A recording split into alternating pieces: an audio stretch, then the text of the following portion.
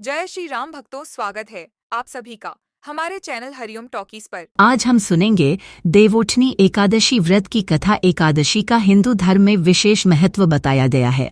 दरअसल इसी दिन भगवान विष्णु अपने 4 माह के योग निद्रा से जागते हैं। देवोठनी एकादशी के दिन से ही एक बार फिर से शादी, विवाह समेत अन्य शुभ और मांगलिक कार्य शुरू हो जाते हैं। ये 4 माह विष्णु जी के शयनकाल का समय होता है, जिसे चातुर्मास कहा जाता है। चातुर्मास आषाढ़ शुक्ल पक्ष की देवशयनी एकादशी से आरंभ होते हैं और कार्तिक शुक्ल पक्ष की देवउठनी एकादशी के दिन समाप्त होता है। तो चलिए अब कथा आरंभ करते हैं। एक राजा थे, उसके राज्य में प्रजा सुखी थी।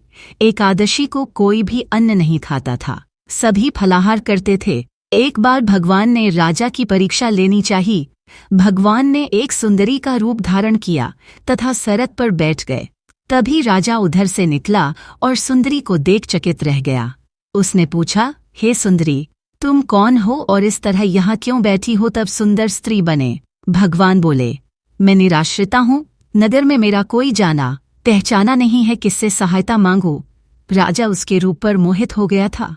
वह बोला, तुम मेरे महल में चलकर मेरी रानी बनकर रहो। सुंदरी बोली, मैं तुम्हारी बात मानूंगी, पर तुम्हें राज्य का अधिकार मुझे सौंपना होगा।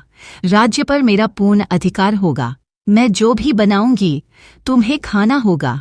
राजा उसके रूप पर मोहित था, अतः उसने उसकी सभी शर्तें स्वीकार कर लीं।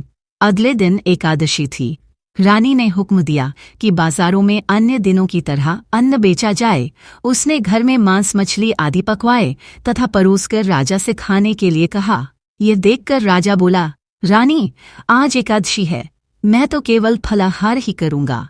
तब रानी ने शर्त की याद दिलाई और बोली, या तो खाना खाओ, नहीं तो मैं बड़े राजकुमार का सिर काट लूंगी। राजा ने अपनी स्थिति बड़ी रानी से कही तो बड़ी रानी बोली, महाराज, धर्म न छोड़ें, बड़े राजकुमार का सिर दे दें। पुत्र तो फिर मिल जाएगा, पर धर्म नहीं मिलेगा। इसी दौरान बड़ा राजकुमार खेलकर आ गया। माँ की आंखों में आंसू देखकर वह रोने का कारण पूछने लगा, तो माँ ने उसे सारी वस्तुस्थिति बता दी। तब वह बोला, मैं सिर देने के लिए तैयार हूँ, पिताजी के धर्म की रक्षा होगी, जरूर होगी। राजा दुखी मन से राजकुमार का सिर देने को तैयार हुआ तो रानी के रूप से भगवान विष्णु ने प्रकट होकर असली बात बताई। राजन, तुम इस कठिन परीक्षा में पास हुए। भगवान ने प्रसन्न मन से राजा से वर मांगने को कहा। तो राजा बोला, आपका दिया सब कुछ है, हमारा उद्धार करें। उसी समय वहां एक विमान उतरा। राजा ने अपना राज्य पुत्र को सौंप दिया और विमान में बैठकर परम धाम को चला गया। आप सभी को देवउठनी एकादशी की हार्दिक शुभकामनाएं। जय श्री हरि।